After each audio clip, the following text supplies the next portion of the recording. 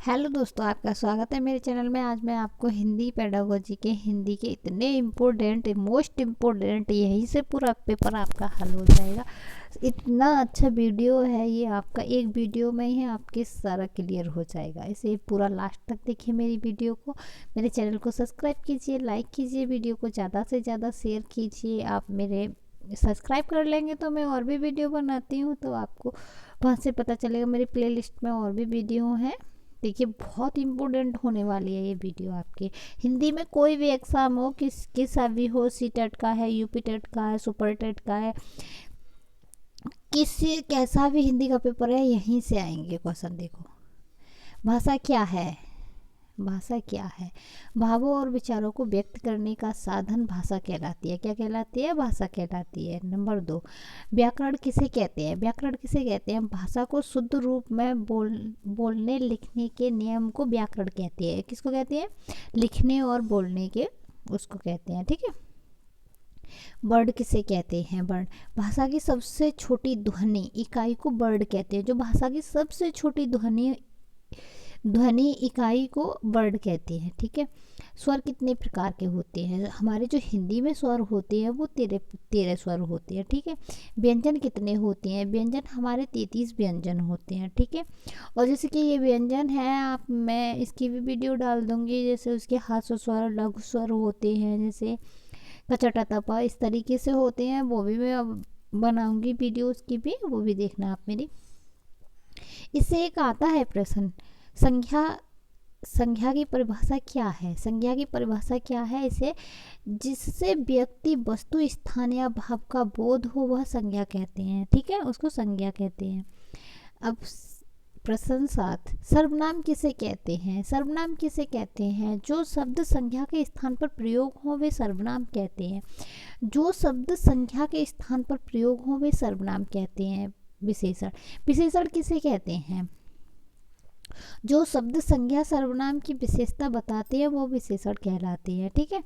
जो शब्द संज्ञा सर्वनाम विशेषण विशेषता बताते हैं वो विशेषण कहलाते हैं। ठीक है। क्रिया किसे कहते हैं? क्रिया किसे कहते हैं? जिससे कार्य का बोध हो वही क्रिया है। जिससे कार्य का बोध हो वही क्रिया है। ठीक है। बहुत वन लाइनर है, बहुत इंपॉर्टेंट है। इसमें हर टॉपिक क्लियर करूंगी मैं इस वीडियो में, पूरी हिंदी क्लियर कर दूंगी।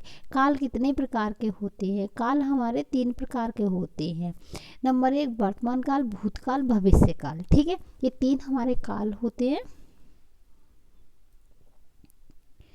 ये वीडियो आपके लिए बहुत इंपॉर्टेंट होने वाली है। काल कितने प्रकार के होते हैं? काल 3 प्रकार के होते हैं, भूतकाल, वर्तमान काल, भूतकाल, भविष्य काल। ठीक है।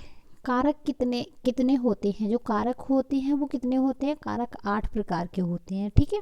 कितने प्रकार के होते हैं? 8 प्रकार के होते हैं। नंबर, कर्ता कारक का चिन्ह क्या है? जो कर्ता कारक है उसका क्या चिन्ह है? उसका ने चिन्ह है। ठीक है। प्रश्न, कर्म कारक का चिन्ह क्या है? जो कर्म कारक है उसका क्या है? उसका को है। ठीक है। करण कारक का चिन्ह क्या है? से और द्वारा। ठीक है। अधिकरण कारक के चिन्ह क्या है? जो अधिकरण कारक का चिन्ह है वो क्या है? वो है मैं और पर। ठीक है, मैं और पर। ठीक है। संधि किसे कहते हैं? संधि किसे कहते हैं? 2 वर्णों के मेल से होने वाले परिवर्तन को संधि कहते हैं। 2 वर्णों के मेल से होने वाले परिवर्तन को संधि कहते हैं। ठीक है। समास, समास किसे कहते हैं? समास किसे कहते हैं? इस वीडियो में आपको सारे टॉपिक क्लियर करा दूंगी। समास किसे कहते हैं? 2 या 2 से अधिक शब्दों के मेल से बना शब्द समास कहलाता है। 2 या 2 से अधिक शब्दों के मेल से बना शब्द समास कहलाता है। प्रश्न 18, पर्यावरण शब्द क्या है? जो पर्यावरण शब्द क्या है? पर्यावरण क्या है? ठीक है। तो समान अर्थ वाले शब्द पर्यायवाची कहलाते हैं। जो पर्यायवाची शब्द हैं वो क्या है हमारे? जो समान अर्थ वाले शब्द पर्यायवाची कहलाते हैं। ठीक है। 19, विलोम शब्द क्या होते हैं? जो विलोम शब्द होते हैं वो क्या होते हैं? वो होते हैं विपरीत अर्थ वाले शब्द विलोम शब्द कहलाते हैं। क्या कहलाते हैं? विलोम शब्द कहलाते हैं। मुहावरे किसे कहते हैं? जो वाक्य में विशेष अर्थ दे। विशेष अर्थ दे वह मुहावरा कहलाता है। जैसे कि मुहावरा तो आप जानते हैं, जैसे कि इसमें ऐसा कोई टॉपिक नहीं है जिससे आपका कोई क्वेश्चन गलत हो जाए। सारे टॉपिक क्लियर करूँगी इस वीडियो में।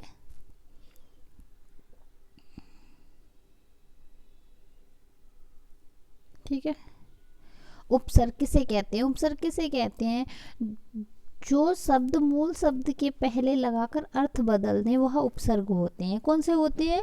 जो शब्द मूल शब्द के पहले लगाकर, मतलब जैसे कि उपसर्ग होते हैं, जैसे कोई शब्द है पहले लग जाता है तो उसका पूरा अर्थ ही बदल जाता है। ठीक है। प्रत्यय किसे कहते हैं? जो प्रत्यय होते हैं, जैसे उपसर्ग, प्रत्यय, तत्सम, इस तरीके से होते हैं, ये सब आते हैं हमारे पेपर में। ठीक है। तो यह दो शब्द मूल शब्द के साथ लगकर नया शब्द बनाए वह प्रत्यय कहलाते हैं। ठीक है। अति धन अधिक, तो इस तरीके से जैसे अति में क्या लगेगा तो अधि लग जाएगा तो अत्यधिक हो जाएगा, इस तरीके से ये लग जाते हैं। ठीक है। तत्सम शब्द किसे कहते हैं? तत्सम शब्द किसे कहते हैं? जो शब्द संस्कृत में ज्यों का त्यों लिए हों वह तत्सम शब्द होते हैं। जो तत्सम शब्द होते हैं वो हमारे कौन से होते हैं? जो संस्कृत से लिए गए हैं। ये शब्द हैं जो तत्सम शब्द होते हैं वो कहाँ से लिए गए हैं? वो संस्कृत से लिए गए हैं। ठीक है।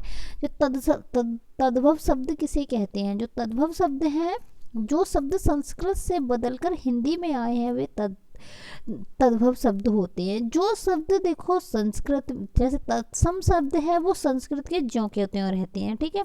और जो शब्द संस्कृत से बदलकर हिंदी में आए हैं वो तद्भव होते हैं। जैसे कि अग्नि, तो इसका आग, तो इस तरीके से हो जाते हैं इसके। ठीक है। देशज शब्द क्या है, क्या होते हैं? जो देशज शब्द होते हैं वो क्या होते हैं? जो शब्द स्थानीय बोलियों से बने हों वे देशज शब्द होते हैं। जैसे हमारी स्थानीय भाषा क्या है, तो वो हमारी मातृभाषा से मिले जुले होते हैं, उनको स्थानीय भाषा कहते हैं। ठीक है। वे देशज शब्द होते हैं। विदेशी शब्द किसे कहते हैं? किसे कहते हैं? जो शब्द अन्य भाषाओं से हिंदी में आए हों वे विदेशी शब्द कहलाते हैं। जैसे कि जो हमारी हिंदी भाषा में है, जैसे अंग्रेजी शब्द आया है जो वो कहाँ का है, ये विदेशी शब्द है ना। जैसे चाय है, ये विदेशी शब्द है। तो इस तरीके से बहुत सारे शब्द हैं जो हमारी हिंदी भाषा में आए हुए हैं और हम हिंदी में यूज़ करते हैं उनको। जैसे वकील हो गया, डॉक्टर हो गया, ये सब विदेशी शब्द हैं, ये हमारे हिंदी के शब्द नहीं है। 27 अनेक शब्दों के लिए एक शब्द क्या कहलाता है? जो अनेक शब्द है वो क्या कहलाता है? भावाचक और एकार्थक शब्द कहलाते हैं। ये जो शब्द होते हैं ये भावाचक और एकार्थक शब्द कहलाते हैं। ठीक है। वाक्य किसे कहते हैं? जो वाक्य हम किसे कहते हैं? जो वाक्य होते हैं हमारे हिंदी में पूछे जाते हैं वाक्य क्या होते हैं? शब्दों का सार्थक समूह वाक्य कहलाता है। जो सार्थक समूह वाले वाक्य होते हैं उनको वाक्य समूह कहते हैं। ठीक है। 29 नंबर। ठीक है। सरल वाक्य किसे कहते हैं? जो सरल वाक्य होते हैं उनको, जैसे हमारे में आते हैं सरल वाक्य, मिश्रित वाक्य, संयुक्त वाक्य, ये हमारे होते हैं। ठीक है। तो इनको सरल वाक्य किसे कहते हैं? तो जिससे एक ही क्रिया हो वह सरल है। जिसमें एक ही कार्य हो, क्रिया हो, उसको सरल वाक्य कहते हैं। ठीक है।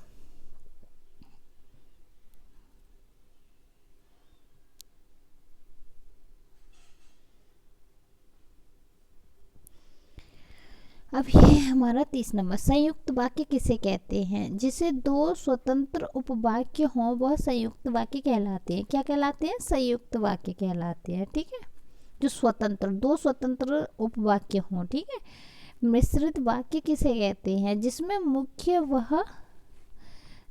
मुख्य व आश्रित उपवाक्य हों वह मिश्रित वाक्य कहलाते हैं। ठीक है। प्रश्न ये है हमारा 32। भाववाचक संज्ञा किसे कहते हैं? जो भाववाचक संज्ञा होती है उसे क्या कहते हैं? उसकी जो परिभाषा है किस तरीके से बनती है? मैं बहुत छोटे में समझा रही हूँ, इस तरीके की परिभाषा आप लिख देंगे और यही पेपर में बस इतना ही पूछा जाता है, ज़्यादा बड़ा क्वेश्चन नहीं करते हैं वो। ठीक है।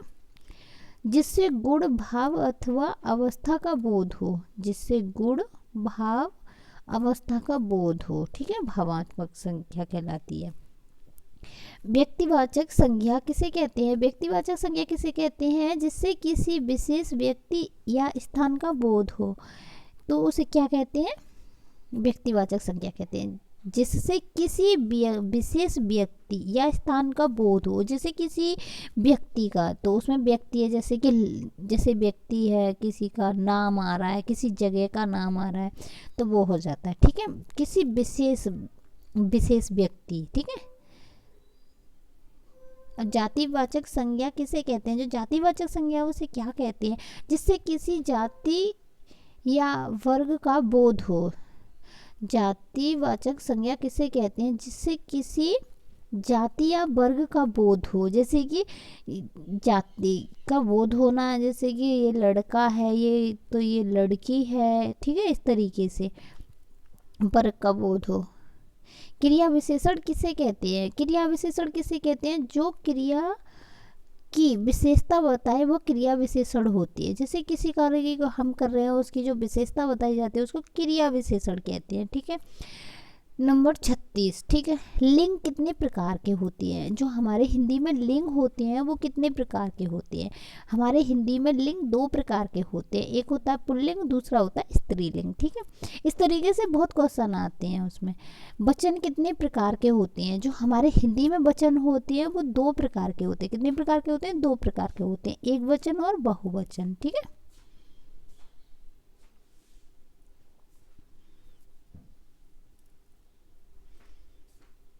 जातिवाचक संज्ञा किसे कहते हैं? जातिवाचक संज्ञा किसे कहते हैं? जैसे जिसमें जाति का बोध होता है, जिससे किसी जाति या वर्ग का बोध हो, उसे जातिवाचक संज्ञा कहते हैं, ठीक है।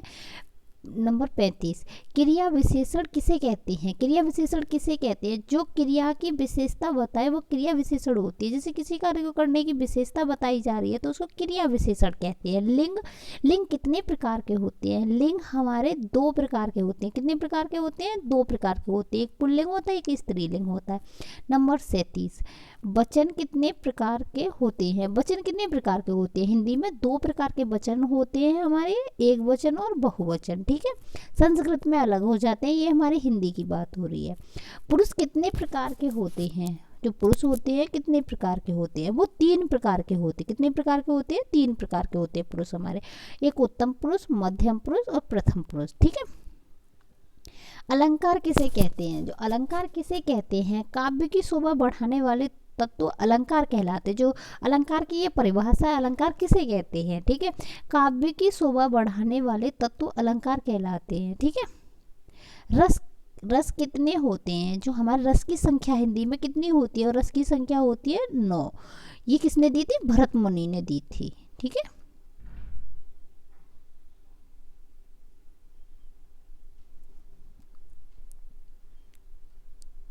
इकतालीस, श्रुति सम विभिन्नार्थक शब्द क्या होते हैं? जो ये विभिन्नार्थक शब्द क्या होते हैं?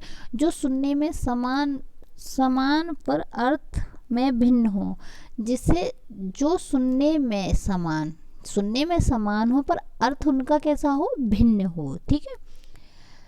समोच्चारित भिन्नार्थक शब्द किसे कहते हैं? इसको कहते हैं जो उच्चारण में समान हो लेकिन अर्थ उसका अलग हो। इसका अर्थ भिन्न है, इसका अलग है, ठीक है। विसर्ग किसे कहते हैं? विसर्ग किसे कहते हैं, ठीक है। तो चिन्ह को विसर्ग कहते हैं। जो इस दोनों तरफ 2-2 डॉट वाले जो इन्वर्टेड कॉमा में लगाते हैं उसको विसर्ग चिन्ह कहते हैं, ठीक है। ये है हमारा। अनुनासिक किसे कहते हैं? जिस वर्ण में नाक से ध्वनि निकले वह अनुनासिक होता है। जैसे अंक की बिंदी, अंग तो हमारी नाक से जाती है ना धुन में, इसमें तो इसका जो चिन्ह होता है वो ये वाला होता है, ठीक है। ये पेपर में आते हैं, सीटेट में बहुत पूछे जाते हैं, यूपीटेट में भी पूछ लेता है, बट ये सीटेट में बहुत इंपॉर्टेंट है। अनुसार किसे कहते हैं? अनुसार किसे कहते हैं? जिसका इन्वर्टेड कॉमा चिन्ह के अनुसार कहते हैं, ठीक है। इसका जो इस तरीके से चिन्ह लगता है, जैसे जो हमारा वो होता है विसर्ग होता है, ठीक है, उस तरीके से ही होता है ये भी। निपात किसे कहते हैं? निपात किसे कहते हैं? तो जो शब्द स्वतंत्र अर्थ न देकर वाक्य में बदल दें, जो शब्द स्वतंत्र अर्थ नहीं देंगे वाक्य में बदल देंगे, मतलब वाक्य बदल देंगे, ठीक है। संबंध बोधक अपव्यय किसे कहते हैं? संबंध अपव्यय किसे कहते हैं? जो संज्ञा या सर्वनाम का संबंध बताए, ठीक है। 48 नंबर, समुच्चय बोध अपव्यय किसे कहते हैं? जो समुच्चय अपव्यय बोध किसे कहते हैं? जो शब्दों या वाक्यों को जोड़े, जैसे कि शब्दों को जोड़े या वाक्यों को जोड़े, ठीक है। विस्माद बोधक अपव्यय किसे कहते हैं? तो जो हर्ष, शोक, आश्चर्य प्रकट करे, तो ये विस्माद बोधक चिन्ह होते, तो उसमें क्या होता है? एक तो या तो ज़्यादा खुशी होगी या ज़्यादा दुख होगा या फिर कोई आश्चर्यचकित बात होगी, ठीक है।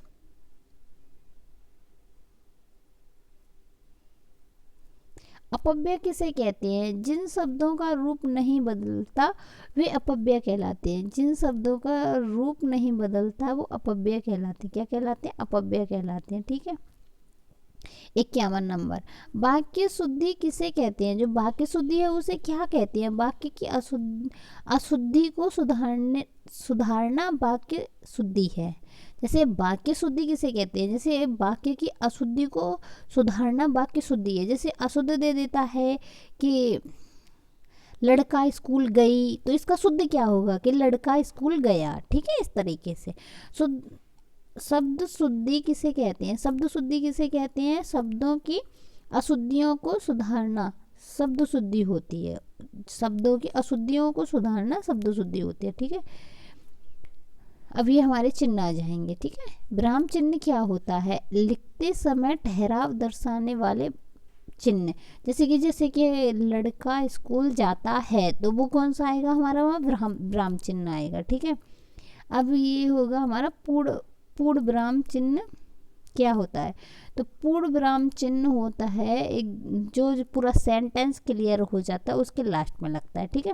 प्रश्नवाचक चिन्ह क्या होता है? प्रश्नवाचक चिन्ह ये होता है हमारा, ठीक है। इस तरीके का होता है, जैसे क्या, क्यों, कैसे, इसके पीछे लगता है, ठीक है।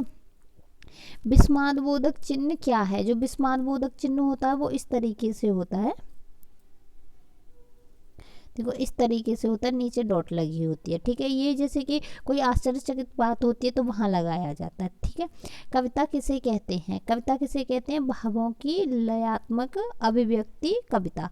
जैसे भावों की लयात्मकता, जैसे किसी कविता को लय में सुनाएंगे तो अच्छा लगता है, बच्चे को रुचि आती है, ठीक है, उस तरीके से। अब ये है कहानी किसे कहते हैं? कहानी किसे कहते हैं? घटनाओं को क्रमबद्ध वर्णन कहानी कहते हैं। जैसे कोई भी है, किसी कहानी बनानी होती तो उसको क्रमबद्ध, जैसे कि हम वहाँ गए थे, घूमने गए थे, एक राजा था, उसके 2 बच्चे थे, एक उसका बेटा जंगल में शिकार करने जाता था, इस तरीके से कहानियाँ हो जाती हैं, ठीक है। घटनाओं को बताते बताते जो एक बहुत बड़ी कहानी बन जाती है, ठीक है। निबंध किसे कहते हैं? किसी विषय पर क्रमबद्ध विचार निबंध है। किसी विषय पर क्रमबद्ध विचार निबंध है, ठीक है। जैसे क्रमबद्ध, जैसे क्रम से, जैसे कि हम किसी गाय पे निबंध लिखते हैं तो गाय हमारी माता है, गाय के 2 पैर होते हैं, जो वो उसकी जो पूरी हिस्ट्री गाय की लिखी जाएगी, उसमें किसी और की नहीं लिखी जाएगी, ठीक है। भाषा शिक्षण का मुख्य उद्देश्य क्या है? जो भाषा शिक्षण का उद्देश्य क्या है, इसमें है भाषा कौशलों का विकास। सबसे इम्पोर्टेंट क्वेश्चन है ये हमारा, ठीक है। तो देखिए अब इसमें जैसे हिंदी पेडागोजी में हमारे क्वेश्चन इस तरीके से बन जाएंगे। हिंदी शिक्षण में संवाद विधि क्या है? जो मैंने अभी बताई आपको, सारी मैंने पूरी वो बताई उसकी, ठीक है। तो इसका उत्तर हो जाएगा, यह विधि विद्यार्थियों को बोलचाल और विचार व्यक्त करने के लिए प्रोत्साहित करती है। क्या करती है? ये बच्चों को बोलचाल और विचार में प्रोत्साहित करती है, ठीक है। प्रश्न नंबर 2, भाषा सीखने में खेल आधारित शिक्षण का क्या महत्व है? महत्व क्या है इसमें? जो आधारित शिक्षण का महत्व क्या है? तो इसका उत्तर होगा, खेल बच्चों की रुचि बढ़ाता है। जो खेल है बच्चों की रुचि बढ़ाता है और भाषा कौशल को सहज और मज़ेदार तरीके से विकसित करता है। जो खेल है ना बच्चों को, खेल खेल में सिखाना बच्चों की रुचि बढ़ाता है और कौशल को सहज और मज़ेदार तरीके से विकसित करता है। ठीक है, इसका तीसरा प्रश्न, हिंदी शिक्षण में श्रवण कौशल क्यों महत्वपूर्ण है? जो हिंदी में है वो श्रवण कौशल क्यों महत्वपूर्ण है? तो इसका उत्तर हो जाएगा, इसमें बच्चे की सुनने की क्षमता, समझ और वही बच्चे की सुनने की क्षमता, समझ, सही उच्चारण में सुधार होता है। ठीक है, सुनने से बच्चे का। अभी इसका है चौथा, व्याकरण शिक्षण के लिए कौन सी विधि प्रभावी है? जो व्याकरण शिक्षण के लिए वो कौन सी विधि है जो प्रभावी है? तो इसका उत्तर हो जाएगा उदाहरण आधारित विधि, नियम आधारित विधि, अभ्यास आधारित विधि।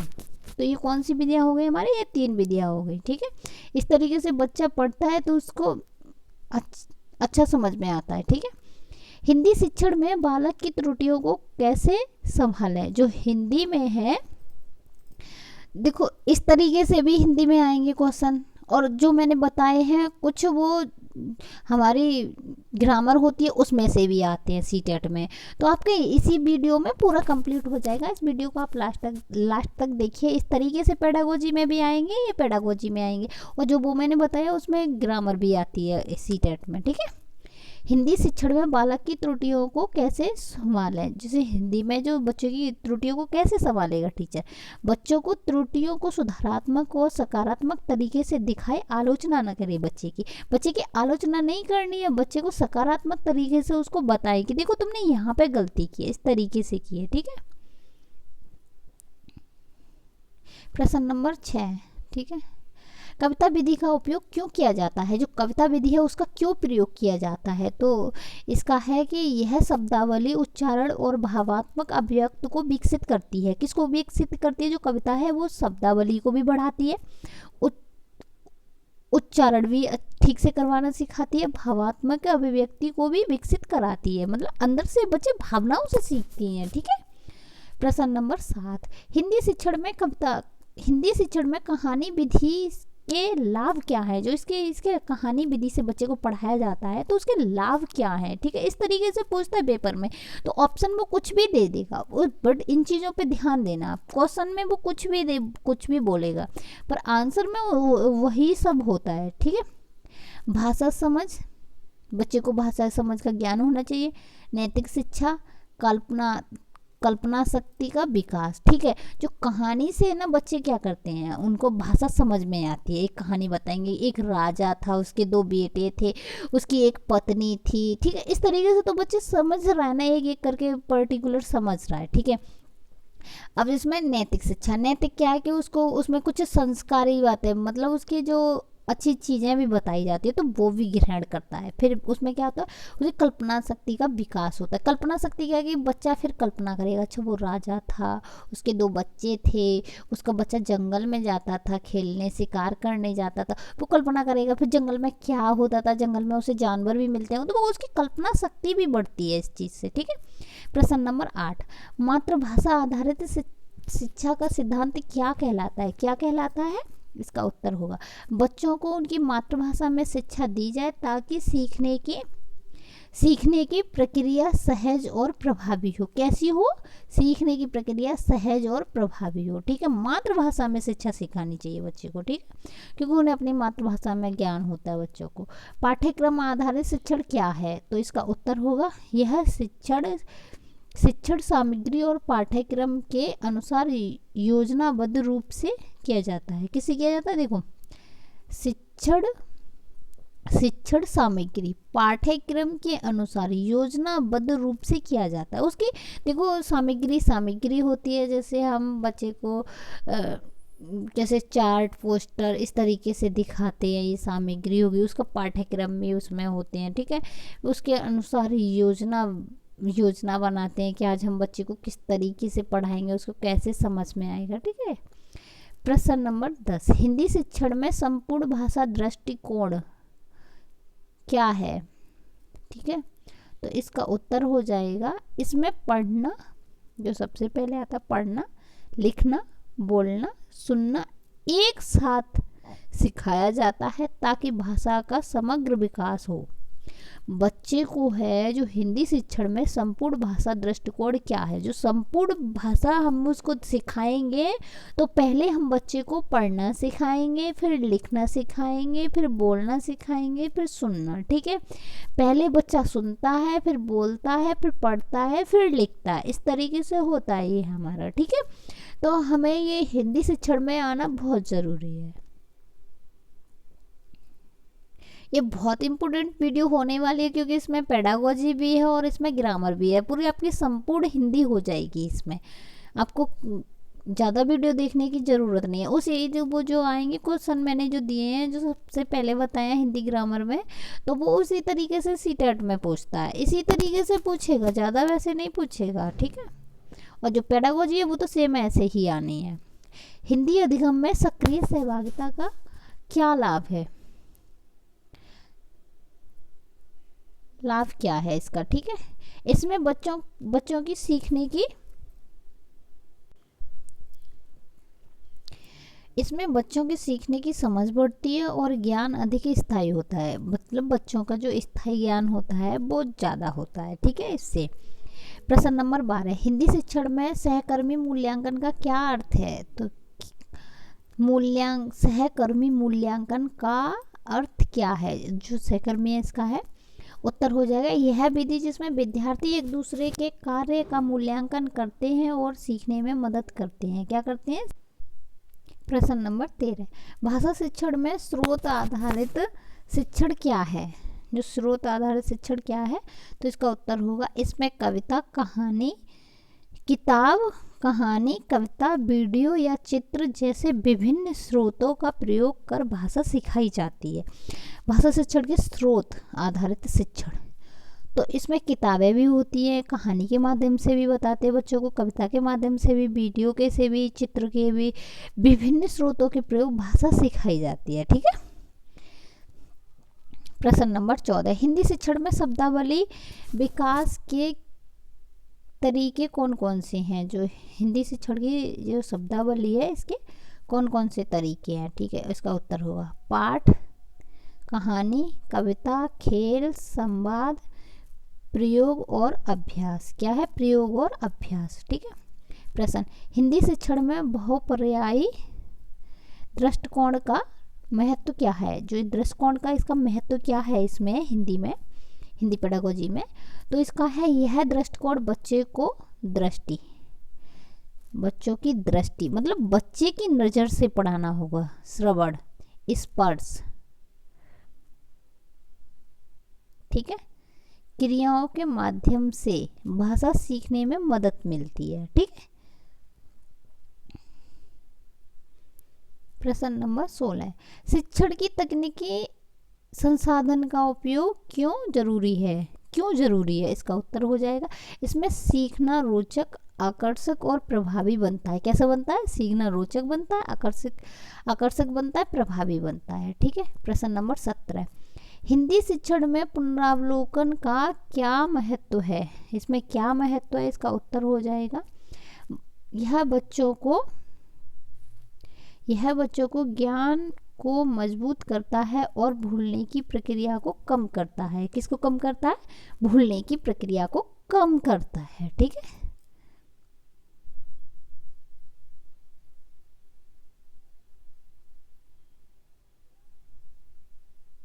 ठीक है,